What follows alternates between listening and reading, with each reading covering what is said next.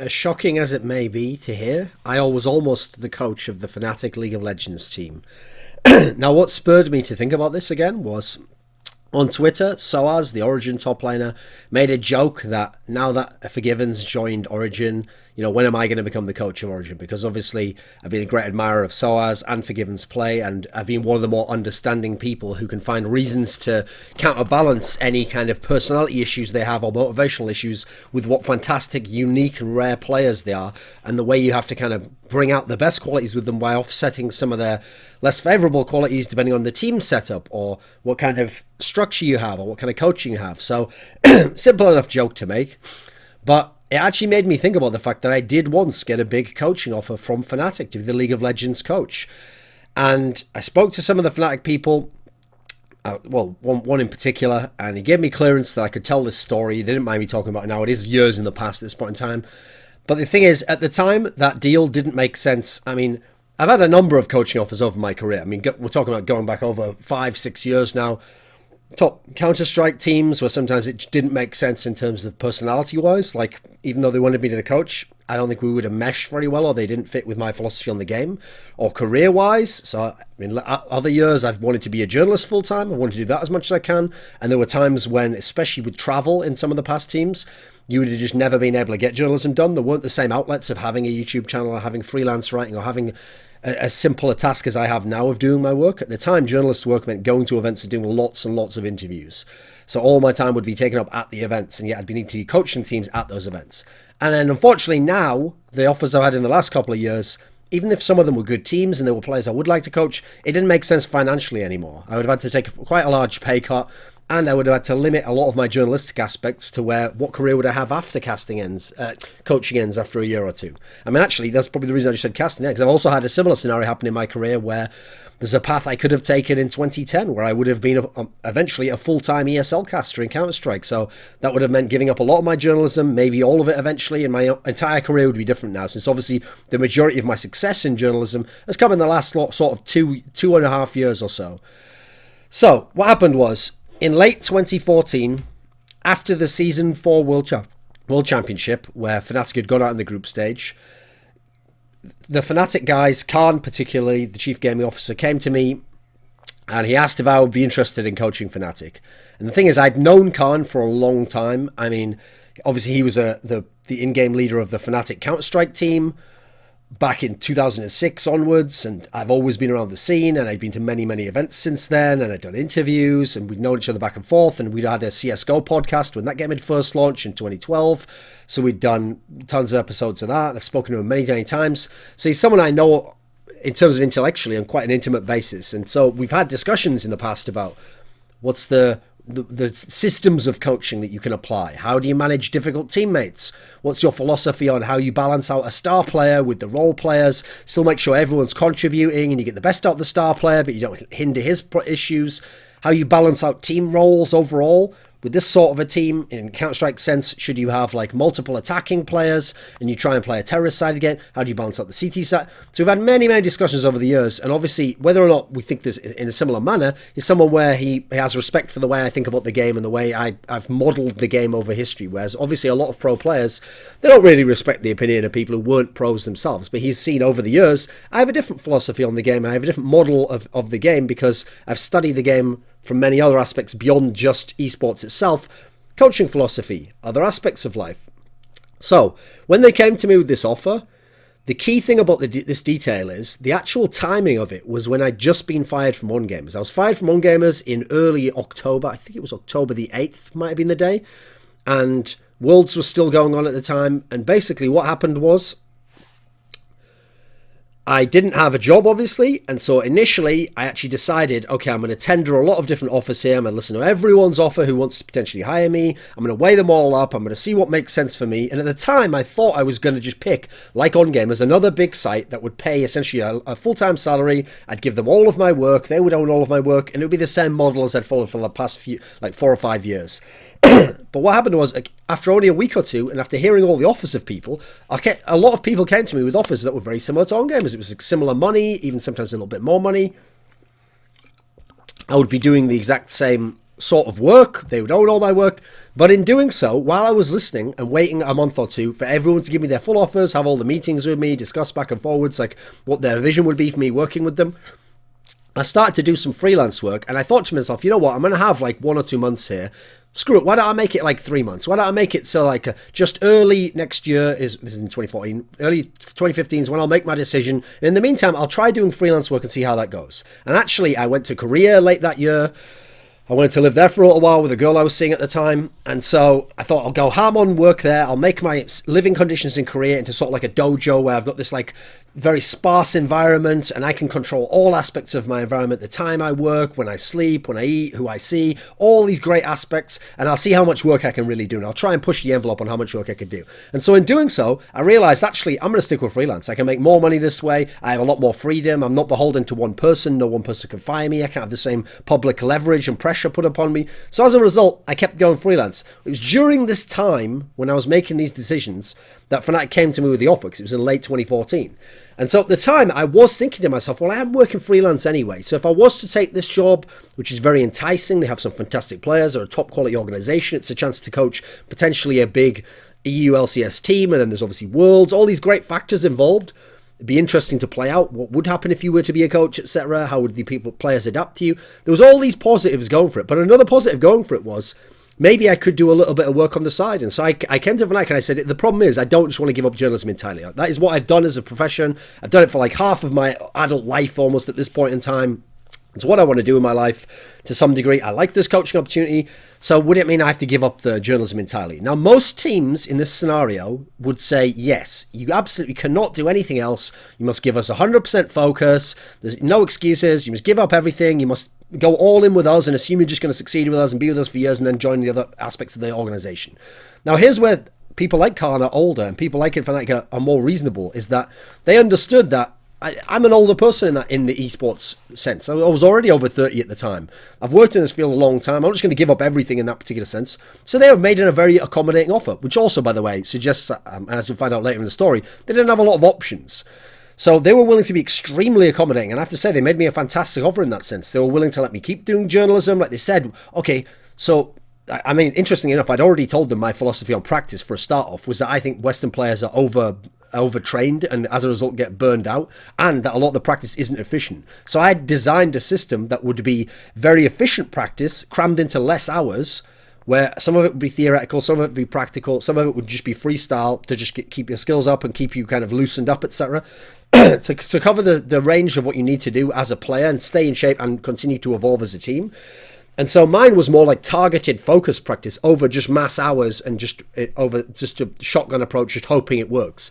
So as a result, I'd already said I think they should only play a maximum of 8 hours in a day, or there should be 8 hours worth of practice in a day, as opposed to 10 or 12, and then people playing 5 hours of solo queue, which I would have allowed, but wouldn't be required in my system. So since I'd already said that, they said, okay, well, I mean, in light of that, if it's going to be like 8 hours, then that's what we'll do. After the 8 hours, after the players finish the practice sessions, they have the option, the prerogative, to go off and do anything else. So do you. You can go off to your room, you can do 2 or 3 hours of journalism, you can still get stuff done. We'll even let you go to the odd event. Like if there's an event that lines up where the team doesn't have to play and you could go and do a like analysis desk as you do in CSGO, you can go and do that. And so it did seem like a very enticing offer, because it seems like it's going to be the best of all worlds, right? I'm going to get to try all this stuff at once, keep all my irons in the fire, see which works out, and then I can go somewhere else in 2016 or even in the summer split of 2015 if it doesn't work out right after the first split. And at the time, crucially, I didn't know that event analysis desk work that I do a lot now would blow up in CSGO the way it has, because no one did. Like in 2014, you have to realize in 2014 at that point in time, I did a couple of events after the offer. So at that point in time, I think I'd only done something like 5 events in all of 2014. It was very much a part-time thing. Now, contrast that, in 2015, I ended up doing 17 desks over the year in different locations all around the world. So you can see that I couldn't have anticipated it, but it blew up to a massive extent there. Now, here's the interesting part. What made the offer interesting, but made me not quite certain about committing, was the roster was entirely in flux at the time. Essentially, they have the roster that's the post-Season 4 World Championship lineups. Remember, that was Soaz top lane, Cyanide jungle, Expeke mid, Reckless AD carry, and Yellow Star support player. They finished second in the split. They'd won the spring split. They'd finished second in the summer split, and then they'd come group stage at Worlds, and that's it. So this roster, if they had kept that whole roster, then yeah, I would have been very interested in coaching this team. Now, obviously, I've always been very critical of Cyanide. I've always thought Reckless had a lot of issues that held him back. The other players, I think, are fantastic in their own ways. Soaz is incredibly unique. Speke is just an incredibly clutch player, a baller in terms of how he plays. A lot of confidence against even the best players in the world. And Yellow Star, I've always been impressed with the level of finesse to his game and the degree to which his shot calling had started to develop. Well, at the time, we didn't know how good it was because he didn't have full control of a team in the same way. Problem is, from day one, I was basically told like these players won't necessarily be in the team. That's what we're still figuring out now, who the team's going to be. And obviously, a part of when you putting together the team, you also want to get your coach in place, right? Because then, just as with sports teams, the coach can say who he thinks you should bring in, and he can make decisions between players. So the problem was that at the time, it was already strongly suggested that they kind of knew that Expeke was probably going to leave and do Origin. Now, it wasn't called Origin at the time; it was just going to be his team. Okay, he was going to leave, do his own team. As a result, it seemed pretty likely at the time also that Cyanide was going to retire. Now, initially, that was it. Like that was initially what their big problems, that they were trying to wait and see what would happen. Problem is, I already knew from behind the scene discussions and talking to different players in the scene that they weren't going to be able to keep Reckless. They thought they could. They thought they could make a really good pitch to him. I knew that that wasn't going to happen because I knew that before the World Championship even began, it was being discussed that Reckless, behind the scenes, not by FNATIC organization, obviously, might join Alliance. That was already being discussed after the split had ended. Because obviously, you know, again, you've already heard the stories. He's a very dedicated player who's putting in massive hours. Some of the FNATIC players weren't. They were waiting till the playoffs to perform and then waiting for Worlds to perform. Meanwhile, over in Alliance, they were dominating in ULCS. And then Froggen's a very dedicated player, most famously as well. So for Reckless, it makes sense to partner up the two MVPs, try and make a super team, and then leave these other guys to do whatever they want to. So I kind of knew that, yeah, it's probably not going to happen. He's probably going to leave. Now, that in itself wasn't enough to put me off because obviously, I mean, I'm very critical of Reckless. I think a lot of people can do a clean-up role in that sense. Maybe not as fantastically as him, but they're not going to take away any of the star power either. There was also the issue that they didn't know whether Yellow Star would sign up again. It was actually very much the case that he might have just retired outright after Season 4. People think that he came back and he was always going to happen. No, he wasn't. That's why, to me, it was a massive shock to me, actually, after this story, that he did end up coming back, but with this lineup full of rookies. I was absolutely shocked when I heard this. I almost could not believe it, because I thought if he's really contemplating retirement, you either want the big check at the end of your career, or you want another chance to essentially win a championship on the way out the door. You don't want to take a risk developing players, having a middling split. Like, think of what happened to Froggen with some of those elements swaps that they made, and then just thinking, oh, what did I stick around for another year for if I wanted to quit? So I thought, okay, unless we can keep some of these stars, Yellow Star's probably going to leave, so suddenly the numbers are diminishing, right, as to who we want to keep here. But here's the key detail. They didn't know if Soaz would stay or not, because they didn't know at the time whether Soaz would go to Origin or not. Maybe he would follow Expeke, maybe he'd stay in FNATIC and try and build a new team. Now, this was one of the key aspects, but I'll get to that in a second, is that when they had to consider other players, so okay, here's what's interesting. I put forwards a number of names. So for example, I said, I think this Sven Skaren guy is a guy you've got to check out. Now, interestingly, remember, this is late 2014. It's not spring 2015 when you guys are all like, oh, he's fantastic. What a brilliant jungler. Oh, he's so amazing. Yeah, he had been good in SK previously, but remember, Season 4 Worlds is when he has that thing where he gets banned for the 3 games for racism or acting in an inappropriate manner on the Taiwanese server. So at the time, it's a very hot potato scenario, and most people are like, well, he has issues as a teammate, and you've seen the scandal here. Do you really want to go with this guy? I was like, this guy has fantastic talent. I think if we could, the key thing with someone like him, I said, is we've got to talk to them, interview them, find out what they think of the team, what their vision of what their position would be within a team, see if it fits up with what ours is. If it does, great, we go ahead. If it doesn't, we don't. Now, at the time, there were other options, though. They might be able to get Amazing, who obviously leading TSM. Nuke Duck, unfortunately, wasn't in the picture to be a mid laner if Expecte is gone, because Rockhart had very intelligently signed him up already. If you remember, this is actually what's interesting about this story, is it lays the foundation for those 2 videos I did, that FNATIC had lost the off-season, Rockhart had won the off-season. Now, what people didn't know, listen, you wouldn't know necessarily, is everyone assumed after FNATIC became really good and Rockhart became bad, oh, anyone could have known that. We all knew that information. I had a lot of inside information that other people did not have to give me a better foundation to make some of these judgment calls, which, by the way, some of these orgs themselves thought behind the scenes. Some of them weren't so sure, or they did think that they'd made the key move here. So you can see some of the different names that were in the mix. Obviously, Dexter maybe was someone you could have considered. Then Yellow Star, in theory, there wasn't much choice about who the AD carry was going to be, because Yellow Star was duoing with AD carries to see who they'd pick. There was even talk already that this Hooney guy would come over, but if you heard the backstory to that, like, oh, he's a guy that was like sort of like a Samsung like C team player who was just in the house, and then we played him in some practices and he was amazing, and yeah, we're going to bring him over. Oh, he doesn't speak like barely any English, and he's never lived outside Korea, and yeah, he's 16. Like when you hear this story, I was just like, are you out of your fucking mind? Like, that didn't sound appealing to me, unsurprisingly, because unlike apparently all of you geniuses, I didn't know Hooney was going to become some monster player who wouldn't crumble under the pressure and would be one of the best players in the West.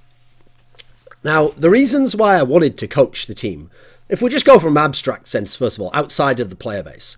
First of all, philosophically, I think it's very interesting to see if the way you think about the world and the way you model different aspects of a sport and the sporting world itself and team structures and communication can be applied to group settings, group dynamics of different players, and you can solve those little problems. You can get everyone on the same page, and then to see in the experimental laboratory of life, of the game, of the season, whether or not it works, or you have success over these other teams that you think are doing it wrong or aren't doing it the right way. So that was very appealing, just as an intellectual puzzle, a challenge in that sense.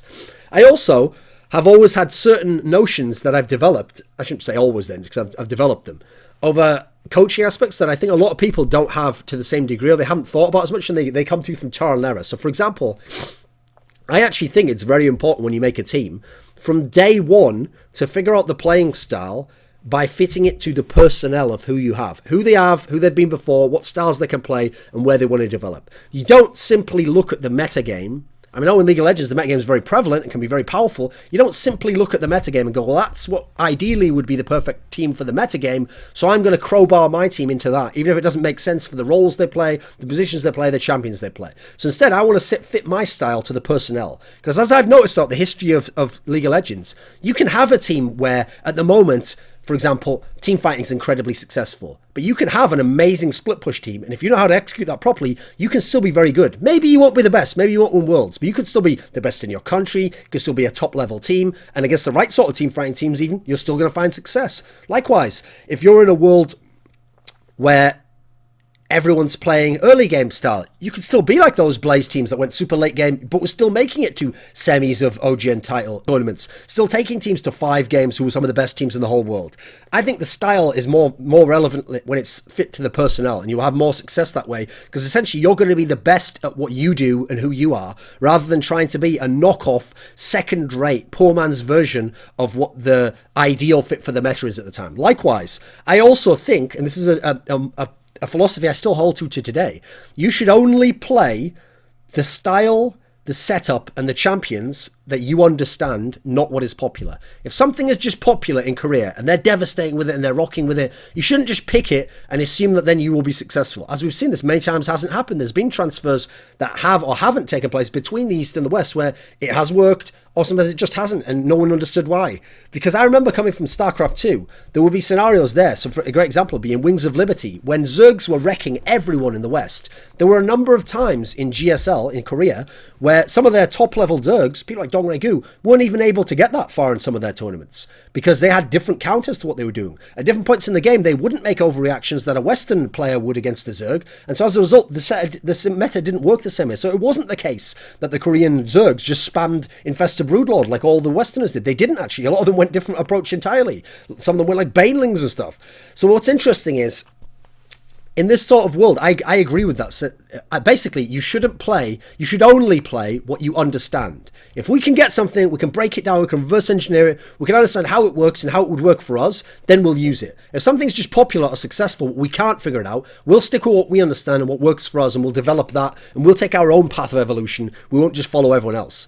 Another thing is, I think it's really important to balance out the roles within a team. So you've got to have your stars, understand what their strengths are and their styles, then you fit the role players around them. You don't just go, right, well, in this current meta, it's great to have a top lane carry, but in my team, I've got like a tank player, top laner who isn't strong at carries. It doesn't make sense then to base the team around him and to throw off some amazing AD carry if that's more the supportive style this time. I don't think that's the right approach. I think you can have players like Forgiven and Freeze carry, even when it's in a meta that AD carries aren't supposed to be the beasts that are the best player. I think that's going to be your best approach, actually, to ride the hot hand, ride the star, as it were. That's why I was so impressed actually when H2K put their lineup together last year for the summer split. I looked at that line for the spring split rather, and I was like, of this year, I fucked that up. Spring split of 2016. I looked at that and I was like, this is a lineup that balance-wise is fantastic. Yeah, they've got good players at all the positions, but it's the balance of them. They've got the low ec on top. They've got the mid who can work without massive amounts of gank help. Then they've got the monster AD carry, but fit with a good laner. And then they've got the early blood guy who's going to get the whole team rolling and going, and they're going to be good at team fight. I thought, wow, this is a great lineup. Yeah, he didn't end up working out, mainly due to pressure issues and performance issues, not due to the balance of the roles. So I would go for more of that philosophy on a team in terms of balancing it out. Not ever having the TSM style, we just ram in all these star players, but also not going as far as what I think is the Cloud9 and CLG approach, where you've got a fantastic team and it can do a lot, but you're always going to have that question that'll probably stop you from going further away, no matter how good the shot calls, how good the preparation, how good the synergy is. You don't quite have enough stars at the key roles for your style of play. And that's what's going to hold you back. That's my opinion anyway. And also, finally, I really wanted to have a proper hierarchy of shot calling and clean communication. This is an area I still think is woefully underdeveloped in the West. Coming from Counter-Strike Global Offensive, in CSGO, we had this scenario where at some of the big majors in early 2015, we had the comms released from the teams, so you could listen to them over the game that they were playing. Even the final of FNATIC versus NIP, ESL Katowice 2015. And people subtitled some of these, depending if they were interesting, like that final, for example. So you could hear exactly what they were saying on their comms. Now, here's what's interesting is, it matched up with what I've known about top Swedish teams for a long time, which is that Swedish players, because Swedish people are fairly non-confrontational, they're a little bit calmer, they don't tend to be as aggressive, they have incredible comms where they say, it's very minimalist, they say very, very little, they only say the key pieces of information, and key pieces of information which almost are like triggers, that when you hear that little word, it triggers in you a whole, it's like a macro, it triggers in you a whole series of comments and follow-on instructions and implications that you understand because you've played with that person so long. You have a shorthand, you have a code between each other.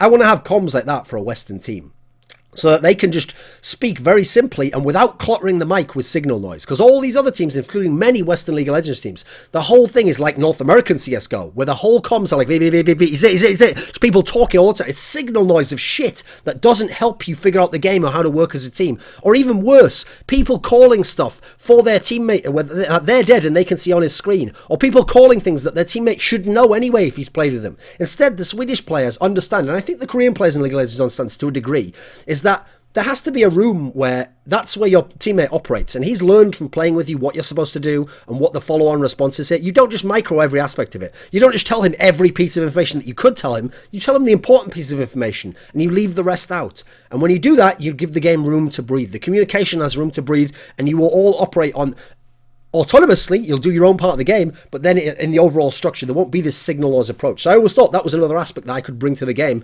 from my knowledge outside the game. Now, obviously, in terms of analysis of the game, I would never be very good. I haven't dedicated a lot of my life to that. It's not something I've approached because I've gone a different style of journalism, the more narrative-driven style of journalism. And so that's not something that I would consider myself an expert in, but I would get analysts who would be experts at that. I had a couple of people, I won't mention them here because I haven't asked their permission, who I think are phenomenal thinkers of the game, and my idea was to have a whole team of analysts.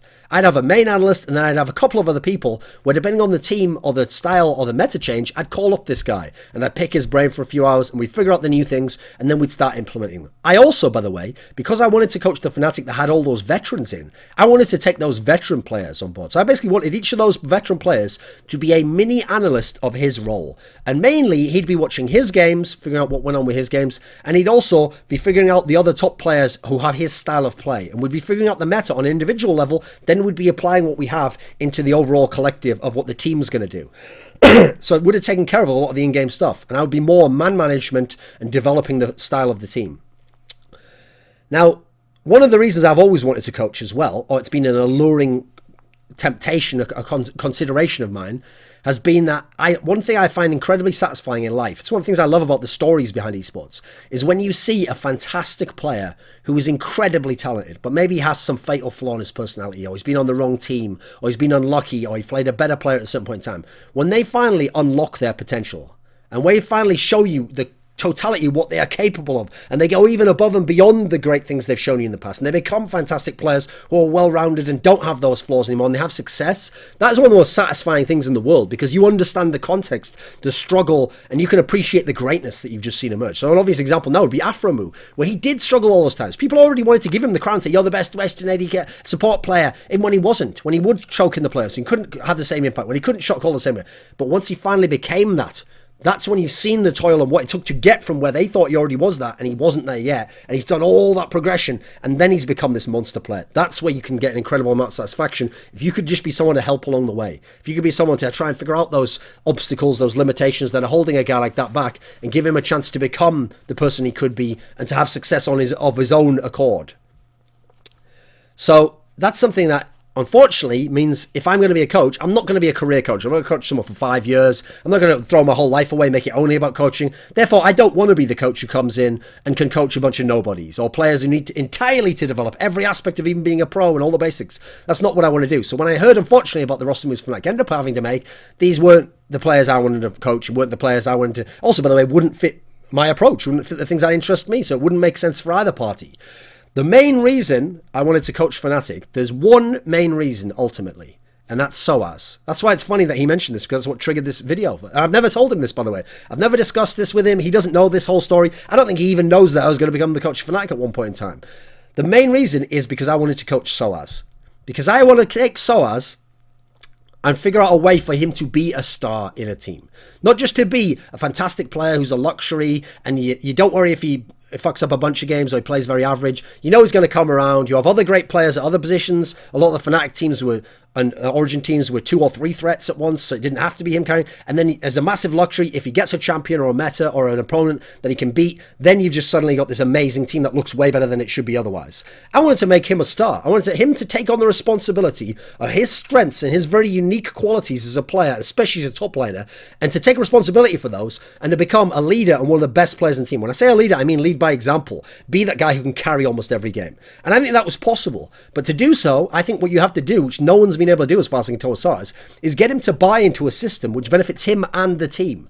Now, that's very key to say, because I do think that he has bought into other systems in the past and other coaching things and other things that his teammates wanted. In fact, I think sometimes when you've seen him make very weird picks that didn't make sense because they weren't good champions for him, weren't good champions for the team overall, but if there had been a different type of player who fit the meta perfectly, it would have been a good pick. I think when he allows that to happen, that's actually him trying to be a good teammate. He wants to be the guy who isn't selfish. He wants to help his teammates win. He wants to do, if everyone's telling you, oh, you've got to play this champion at this point in time, he thinks, oh, well, maybe I do have to give it a try and make it work. Problem for me is that's not SOAS. So personally, I had a philosophy in mind already, and this is why I tried to sell FNATIC on. If I come in, this is what we'll do with SOAS.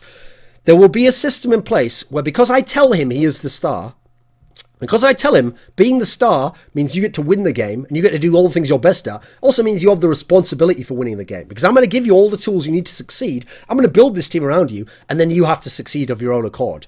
And take responsibility when you lose and figure out why you lost and what you can improve upon. So I said, what we have to do is we have to get rid of this whole culture where SOAS is this brilliant player who can just pick a champion out of nowhere that he's never played before, he's never played against his opponent before, he isn't even used top lane, he can use it and he can get the odd win off someone.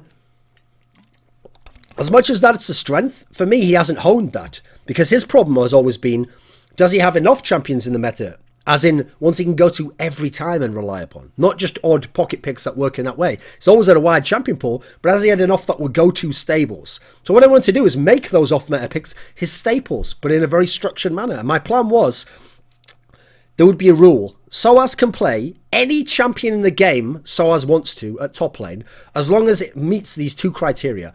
1, he must have played X amount of solo queue games on it. I think I put the number at like 25 or something, because obviously in theory I could have him do that on a Smurf, a secret account. 25 games on it, so he has it in and out, a bunch of matchups against the current champions. Secondly, he must be able to explain to the team why he wants to pick this champion and what his goals, what his win conditions with the champion will be. If he can do those 2 things, I trust him to pick anything in the game.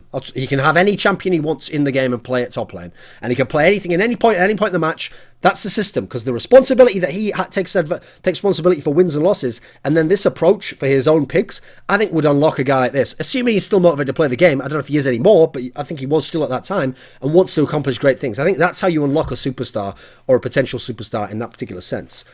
So, obviously, I ended up going to Origin. Things didn't work out. And actually, that ended up helping me because, first of all, like I say, it wasn't as appealing to want to coach a bunch of like random Koreans or a bunch of Challenger League players. It's not particularly what I want in that scenario. So I looked at the new roster.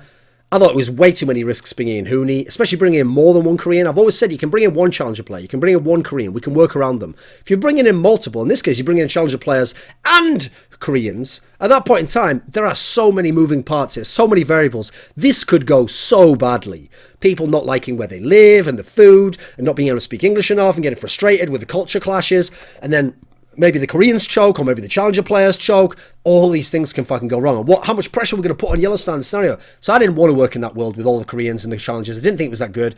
When I looked at it, now that I've got no SARS and the main reason to join isn't there, I'd rather be a full-time journalist. I'd rather do more event work. As it turned out, in both cases, end up being a lot more profitable for my career, a lot more successful for my career, and a lot more satisfying.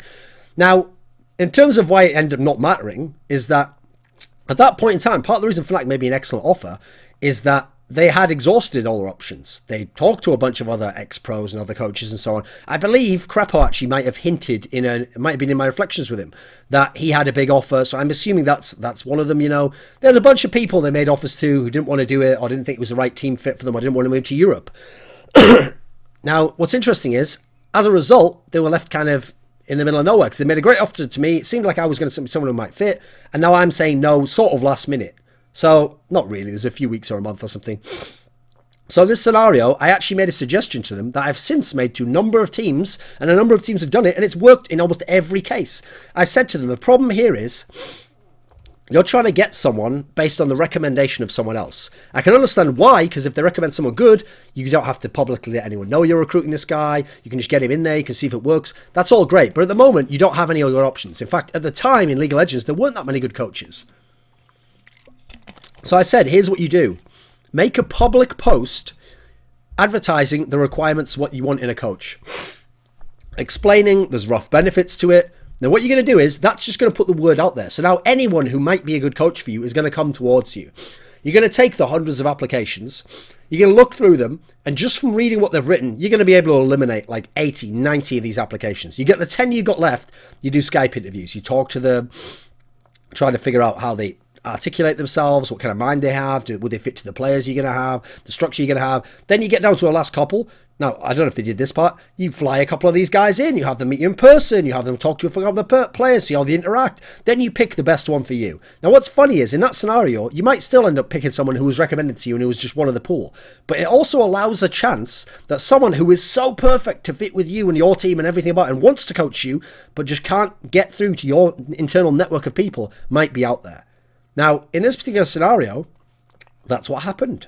Turned out Dalio was out there. And actually, this is a guy who now we can see it wasn't just having yellow stats, etc. This guy was suited to coach those rookie people and to coach different styles of players and to get people all on one page and to adapt to the meta. He's done fantastic work. One of the best coaches of all time in Western League of Legends. So actually, it ended up being way better for FNATIC that they got him than getting me. Think about it. It obviously worked out best for everyone. FNATIC had success that is almost unthinkable. I mean, what more could I do in this scenario? They won both splits. That's a fantastic in itself. They were top 4 at MSI. They were top 4 at Worlds. This is phenomenal stuff. So obviously it worked out way better for them. Now in terms of me, it obviously worked out way better for me because my journalist stuff, I went ham on it. As I said, when I had the environment in Korea, I got a lot more work done. I actually counted it up at the end of the year. I'd produced 421 pieces of content in 2015. I mean, let me know who can fuck with that. Then you got to consider I got to move and live in Korea for most of the year and enjoy myself and have a fantastic life experience that I'd wanted for a long time. I got my event analysis in CSGO went into overdrive. CSGO became massive. I did, as I said, the 17 events, I did majors. I'm in a position where that aspect of my career has gone incredibly successful. So in the end, it's just an interesting story because you get to see some of my philosophy on how things go. The circumstances that were very much in flux in many aspects of FNATIC and what would happen with the team. And how it wasn't as obvious that this FNATIC team would succeed. Just as it wasn't obvious that the Vlokat team would fail, despite having a fantastic team on paper.